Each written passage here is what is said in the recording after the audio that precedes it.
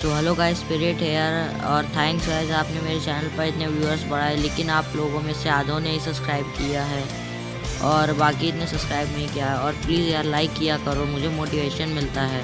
और गाइस, जो मेरे फर्स्ट 5 सब्सक्राइबर है उनके लिए इम्पॉर्टेंट न्यूज़ है। जो अगर उनका कोई चैनल है तो वो नाम के साथ कमेंट करते हैं, और नहीं है तो अपने नेम कमेंट करें। और अगर आप आगे चैनल भी बनाते हैं तो मैं आपके चैनल पे सपोर्ट करूँगा। सो प्लीज़ आप अपना चैनल का नाम और अपना नाम कमेंट करें। सो आपका टाइम ना वेस्ट करते हुए एपिसोड को स्टार्ट कर। सीमिंग और लुयांग अभी भी डेविल फॉरेस्ट में है और वो लोग आपस में बात कर रहे होते हैं। और सीमिंग उसे बताता है कि जो स्वॉर्डमैन होते हैं सेंट्रल डोमेन में, वो एक जब फैमिली को लीड करते हैं स्वॉर्ड सेक्ट में, वो बहुत ही ज़्यादा पावरफुल हो जाते हैं। लेकिन जब वहाँ पे 4 ब्लेड मास्टर की फैमिली रहती है जो सबसे ज़्यादा पावरफुल होती है बाकी की ऑर्डिनरी फैमिली से, और उन सभी में एक फैमिली है जो ब्लेड मास्टर जैन वुये की है, और वो एक एल्डर है स्वॉर्ड सेक्ट का। लगभग 20 साल पहले ब्लड स्वॉर्ड एल्डर जो अचानक से वहाँ पे सामने देखा गया था, जैन फैमिली को डिस्ट्रॉय कर दिया था और स्वॉर्ड सेक्ट के डेट एल्डर को टपका दिया था। तभी स्वॉर्डलेस एल्डर पहुंचा था और ब्लड स्वॉर्ड एल्डर के साथ स्वॉर्डलेस एल्डर की एक फाइट हुई थी जिसमें ब्लड स्वॉर्ड एल्डर हार गया था और वो अपनी फटी हुई चड्डी लेके वहाँ से भाग गया था। क्योंकि वो स्वॉर्डलेस एल्डर से हार गया था, वहाँ से अपनी दुम दबा के भाग गया था, और तभी से ब्लड स्वॉर्ड एल्डर गायब है और स्वॉर्डलेस एल्डर फेमस हो चुका था। और कुछ सालों से उसका डिसाइपल ली जू उसके स्वॉर्ड ब्लड गूल को अपने साथ कैरी कर रहा है, क्योंकि उसने लेजेंडरी स्वॉर्ड चाइल्ड वू शैंग से पंगा लिया था। इसलिए ली जू फेमस हो गया है। ज़्यादातर हैंशन सिटी जैसे रिमोट सिटी में वो इतना ज़्यादा स्ट्रेंज है जितना तुम्हारे बाप दादा ने भी नहीं सोचा होगा और तुमने भी नहीं सोचा होगा। फिर लुयांग कहता है कि मतलब वो ब्लड स्वॉर्ड एल्डर का डिसाइपल है तो उसकी मार्शल आर्ट डेफिनेटली ज़्यादा पावरफुल होंगी लू फैमिली की मार्शल आर्ट से। मतलब तुम्हारे कहने का मतलब है कि मैं अगर लू फैमिली की मार्शल आर्ट सीख लूँ और उसे प्रैक्टिस करूँ और रेनबो स्वॉर्ड को भी अपने साथ ले लूँ, तब भी ली जू को हराने में मुझे बहुत ज़्यादा प्रॉब्लम होगी। फिर सीमी कहता है हाँ तुमने सही गैस लगाया है, और कहता है कि अगर तुम कभी भी ली जू के सामने दोबारा मिलते हो तो उससे भाग जाना, क्योंकि उसके पास लेजेंडरी स्वॉर्ड ब्लड गूल है और उसकी ब्लड लस्ट बहुत ज़्यादा पावरफुल है। अगर तुम गलती से भी उसके सामने आ गए तो तुम अपनी जान से हाथ धो बैठोगे। और फिर लुयांग से कहता है कि ज़्यादा ज़िद्दी मत बनो।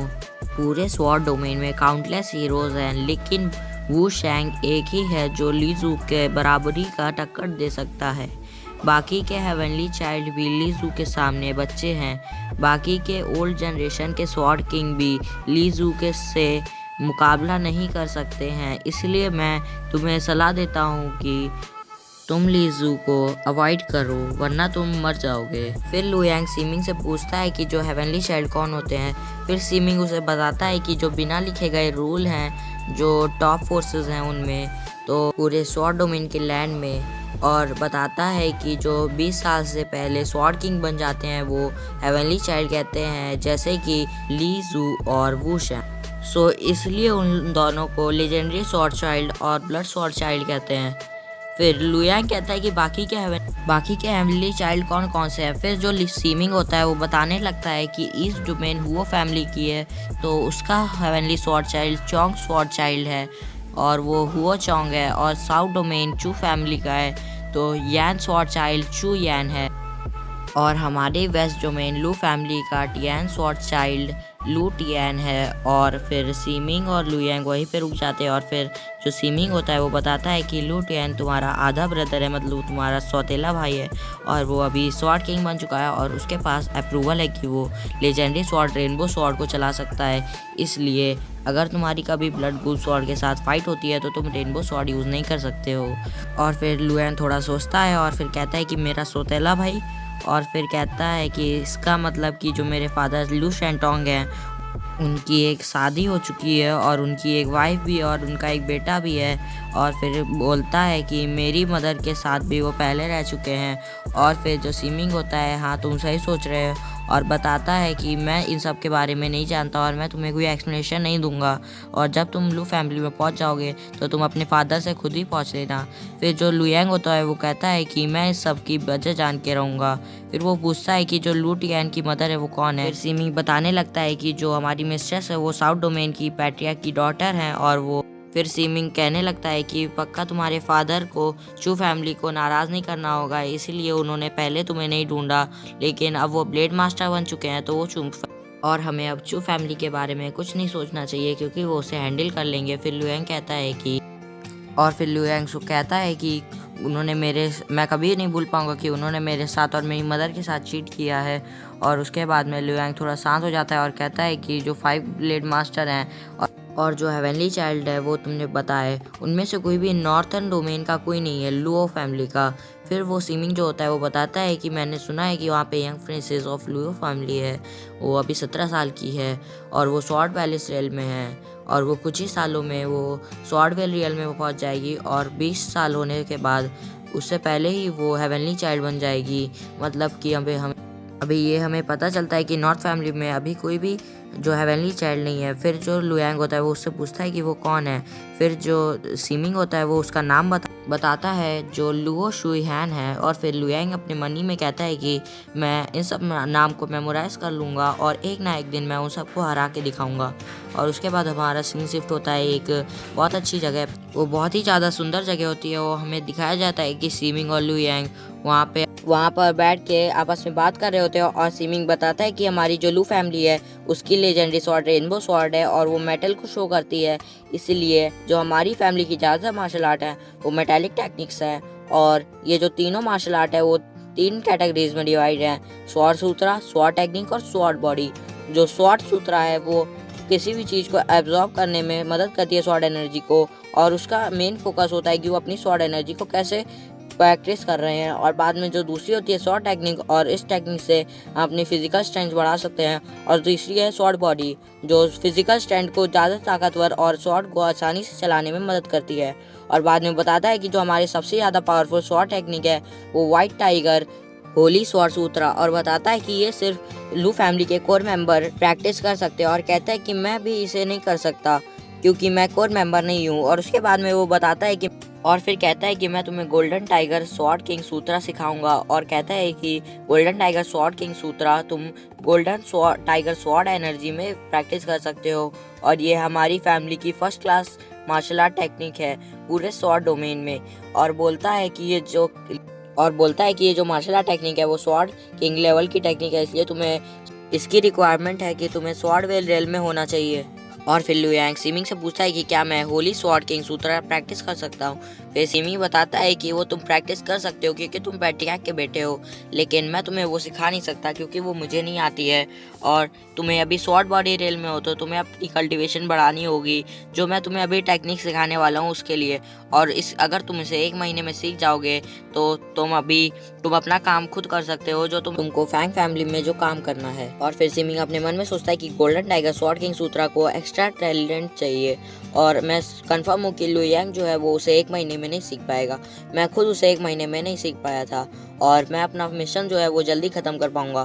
फिर लुयांग कहता है कि ठीक है, और मैं अभी गोल्डन टाइगर स्वॉर्ड किंग सूत्रा प्रैक्टिस करूंगा और मैं उसे सीख भी जाऊंगा। और फिर लुयांग कहता है कि मैं गोल्डन टाइगर स्वॉर्ड किंग सूत्रा को प्रैक्टिस करने के लिए बहुत क्यूरियस हूँ, और ये पक्का आउटस्टैंडिंग होगी लू फैमिली की मार्शल आर्ट जो है। और बाद में कहता है कि फैंग फैमिली की कैंडलिंग स्किल शायद इसी के बराबर की होगी। बाद में जो सीमिंग कहता है अपने मन में कि कितना छोटा बच्चा है, जो लू फैमिली की मार्शल आर्ट है वो अपनी फैंग फैमिली से कंपेयर कर रहा है, और वो इतनी ज़्यादा पावरफुल मार्शल आर्ट है जो इसे सोची भी ना होगी। और फिर हमें दिखाया जाता है कि लुयांग और सीमिंग कल्टीवेशन प्रैक्टिस कर रहे होते हैं, और उन्हें कल्टीवेशन करते हुए टोटल 5 डेज हो गए थे, वहीं पे वो लोग कल्टीवेशन कर रहे थे। और फिर से हमारा सीन शिफ्ट होता है और हमें दिखाया जाता है कि वो लोग और भी ज़्यादा कल्टीवेशन कर रहे होते हैं, और लुयांग अपनी कल्टीवेशन और भी ज़्यादा अच्छे तरीके से कर रहा होता है, और देखते हैं कितना अच्छा लग रहा होता है, और आइकॉनिक लेवल की ये कल्टीवेशन दिखती है। और बाद में 15 डेज हो जाते हैं, और फिर लुयांग और सीमिंग वहाँ पे प्रैक्टिस कर रहे होते हैं, और फिर लुयांग एक शॉर्ट स्लैश मारता है एक वुडन पपेट के ऊपर। जो वुडन पपेट जो होता है उसको थोड़ी सी खरोच आ जाती है, और फिर जो सीमिंग होता है वो उसे बताता है कि अब मैं तुम्हें स्वॉर्ड एनर्जी को कैसे यूज़ करते हैं, अब मैं तुम्हें वो सिखाऊंगा।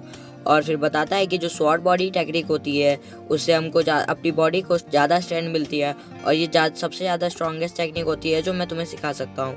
और बताता है कि वहाँ पे एक फ्लाइंग रेनबो स्वॉर्ड टेक्निक है और वो सबसे ज़्यादा पावरफुल टेक्निक। और फिर बताता है कि अगर तुम फ्लाइंग रेनबो स्वॉर्ड स्किल और कॉर्पोरेट स्वॉर्ड बॉडी सीख जाते हो तो तुमको स्वॉर्ड सोल रेल में जाना कोई ज़्यादा डिफ़िकल्ट टास्क नहीं होगा। और फिर लुयांग कहता है कि जो सक्सेस होती है वो नेचुरली आती है। और फिर हमें यहाँ पे दिखाया जाता है कि जो लुयांग है उसके माइंड के अंदर कोई एक लीजेंडरी स्वॉर्ड दिखाई जाती है, उसका हमको अभी पता नहीं है और उसका अपीयरेंस भी अच्छे से नहीं दिखाया गया है। और फिर हमें लुयांग को दिखाया जाता है जो अपनी जो मार्शल आर्ट होती है वो उन तीनों को प्रैक्टिस कर लेता है और फिर कहता है कि मैं फैंग फैमिली में जो मेरा काम अधूरा है मैं उसे कंप्लीट कर लूँगा। और फिर हमारा सीन शिफ्ट होता है, जो फैंग क्विंग जो होता है वो एक बंदे से बात कर रहा होता है और वो बंदा बताता है कि तुम्हारा बेटा जो है, जो फैंग क्विंग होता है उसे ग्रैंड मास्टर कह के बुलाता है और कहता है कि जो ये मास्टर हैं उनका पास बहुत ज़्यादा अच्छी एक्सट्रीम एबिलिटी है मेडिसिन की। और फिर फैंग क्विंग फैंग ली चू को बुलाता है और फिर फैंग ली चू जो ग्रैंड मास्टर होता है उसे ग्रीट करता है। और फिर वो ग्रैंड मास्टर कहता है कि हमारे क्लैन में थोड़ी सी जगह खाली है, तुम अपने बेटे को वहाँ पे भेज दो। और फिर फैंग ली चू जो होता है वो कहता है कि जो आपके पास बहुत ज़्यादा अच्छी स्किल है, मैं आपसे सीखना बहुत अच्छा रहेगा मेरे लिए और मेरी फैमिली के लिए भी। और फिर जो होता है वो कहता है कि मेरे बेटे को अपने जो हॉल है उसमें आप जो उसके फादर होते हैं फैंग क्विंग उससे कहते हैं कि उसको मार डालो, वो हमारी सिविलाइजेशन जो है वो पूरा डिस्ट्रॉय हो गया है। और यहीं पे हमारा आज का एपिसोड खत्म हो जाता है। और गाइस, आपने जो मैंने शुरुआत में आपको बताया था उसके ऊपर प्लीज़ गौर करिएगा। सो मैं आशा करता हूँ कि आप गौर करेंगे। बाय गाइस, फिर मिलेंगे अपने नेक्स्ट एपिसोड में। Thanks for